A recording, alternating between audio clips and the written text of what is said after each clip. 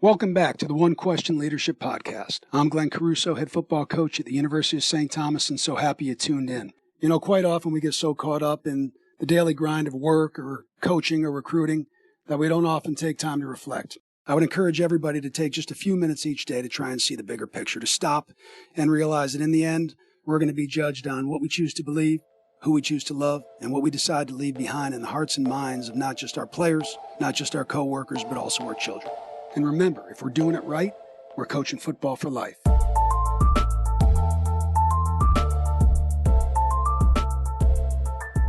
Greetings, this is Ty Brown and welcome to the One Question Leadership Podcast, where we highlight executive and organizational leadership. Be sure to follow us on Twitter at 1Q Leadership. This episode will be hosted by one of our guest hosts, Kendi Hilliard. Kendi is a student athlete with Illinois State and she's also an intern in the athletics department. Take it away, Kendi. Welcome to the One Question Leadership Podcast. My name is Kendi Hilliard, and I am a current volleyball player at Illinois State University, and today I will be guest hosting this episode of One Question. On this podcast, I will be joined by Emmanual Flowers, who is a redshirt junior football player at Michigan State University. Hi, Emmanuel. Thank you for coming to talk to me on the podcast today. Thank you for having me. Yeah, of course. So the reason I wanted to get you on the podcast today is to discuss how you've stayed focused on both your academic and athletic goals during the pandemic. One way I've been able to stay focused and, stay on top of things, I feel like is like keeping a schedule. Keeping and following, a schedule has been helpful to me because, I feel like it's kept me organized, by making sure I do everything on my schedule in my day. Feel like I'm getting closer to my goals. I feel like you just kind of wake up and you don't have things like set and plan for your day. It's harder to get stuff done. Also, I feel like staying connected with my friends and family back home has been important because they keep me motivated to chase my goals and stuff like that. Yeah, I totally understand where you're coming from. I know that for me and Redbird Volleyball, we had constant contact with each other and we're doing Zoom workouts with each other every day and just trying to keep in touch that way. Yeah, it was kind of similar. Our strength and conditioning staff put up like tutorials for each day for us. They do different, body parts like Monday, Tuesday, and we have Wednesday off, Thursday, Friday. So similar to what we're doing right now. But a lot of people didn't have weights. So they had a weight workout set for people who did have weights. And then they had like workouts with like jugs of water or something like that, or just things you can use at home for people who don't have weights at home. And then the running was obviously just, regular running. But it was awesome. They kind of put together like a workout for every day of the week. So we was kind of good. We were on track with that. Yeah, you gotta love the strength and conditioning staff. They're always working 24/7. And I know you as an athlete appreciate them because I know I do. So I guess you could say that this was one of your biggest challenges, both academically and athletically. For but sure. If this wasn't the hardest thing you faced, what was? No, that for sure was like the main challenge. Kind of just adapting to everything closing down. Usually when I'm home, I'm able to go to my trainer, to lift and run.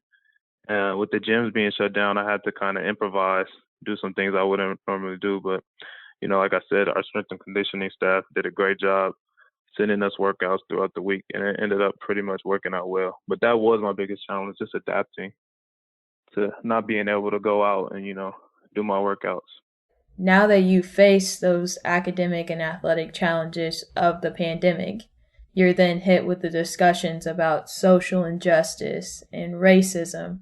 What inspires you to speak up about social injustice and racism, not only back at home in California, but at your school as well? I feel like the main thing that, inspires me to speak up is just the want for change, because I know that change can and will come. I feel like the only way to progress and create change is by people stepping out and speaking up, because the change starts with that conversation and that understanding.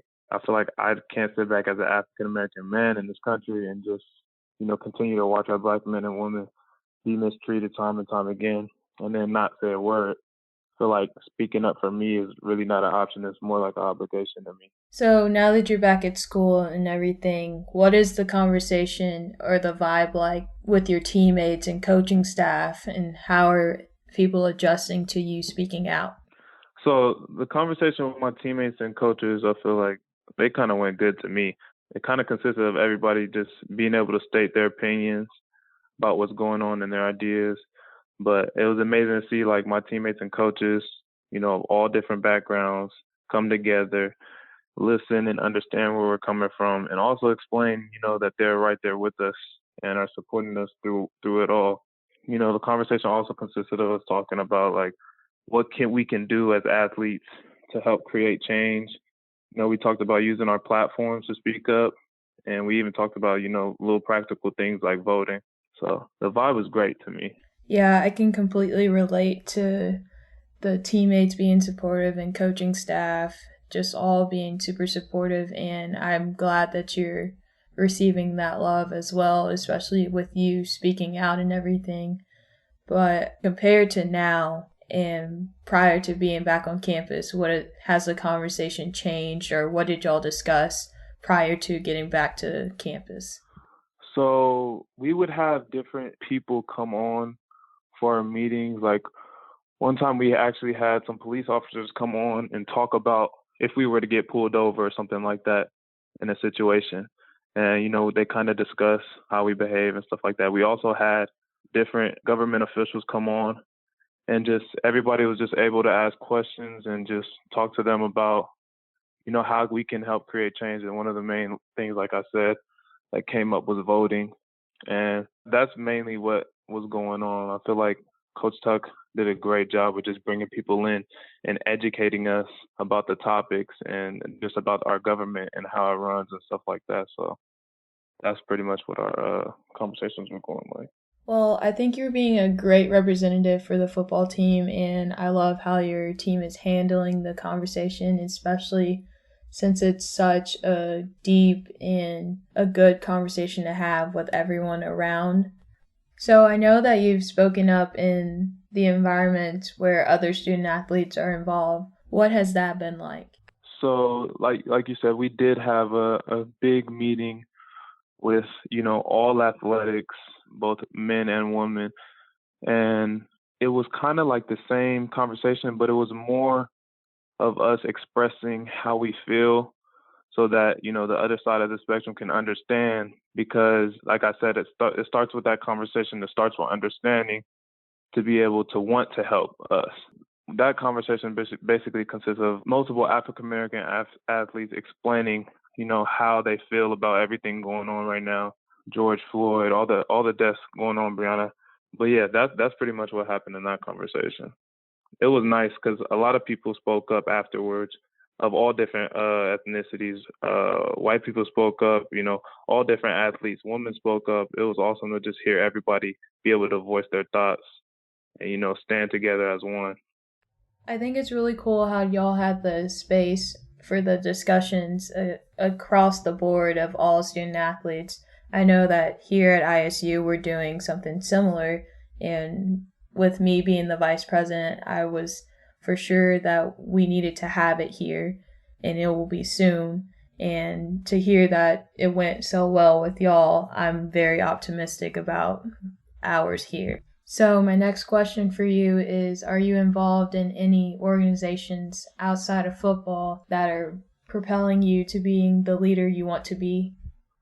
I'd like to get involved with some of our, I think there's something called the DLC that we made recently. It's called the Diversity and Leadership Committee. I'd like to get involved with that, but I am involved with a group called AIA Athletes in Action. It's basically just like a Christian community where all athletes can come together and, just talk about our beliefs in God and stuff like that. So I've had the ability to speak up, be a leader in those meetings. So I feel like that's helped me become the leader that I want to become in the future. Yes, I'm very familiar with AIA because I'm in it as well here at ISU. And I know for myself, my relationship with God has just grown tremendously throughout this time. especially now with everything going on.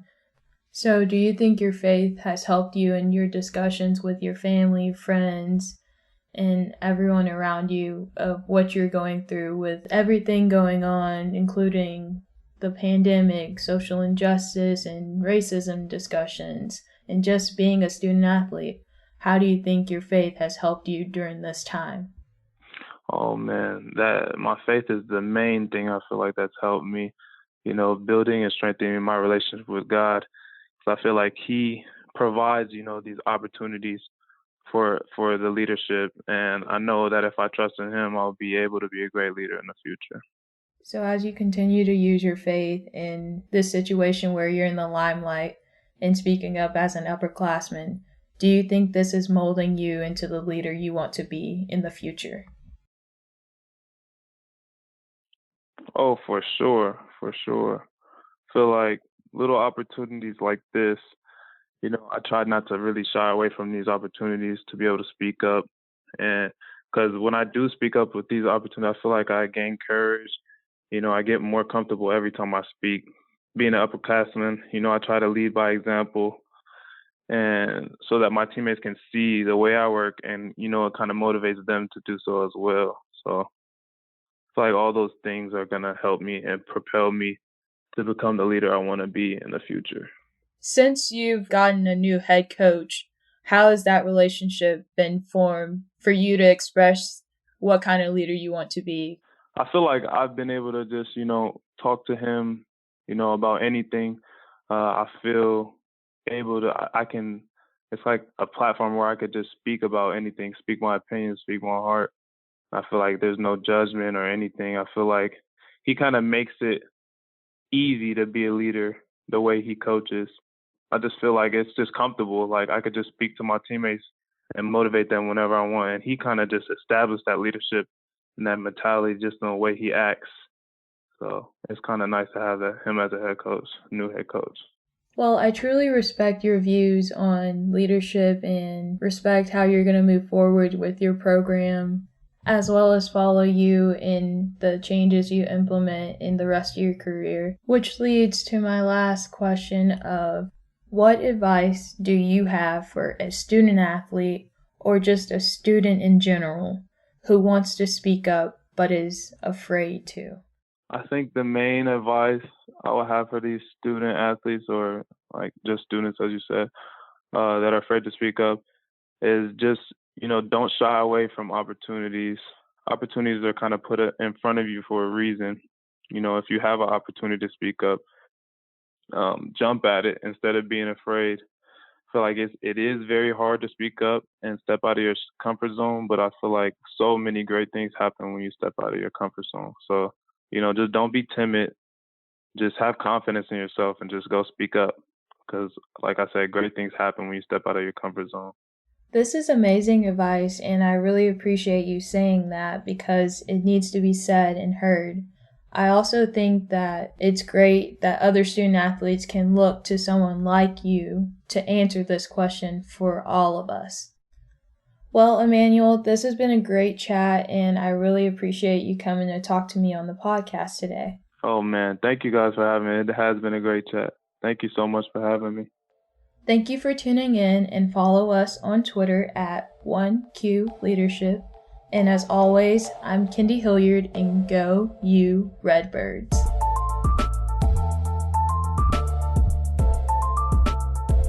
This episode of the One Question Leadership podcast is produced by Spades Media Group, solving problems using creative leadership.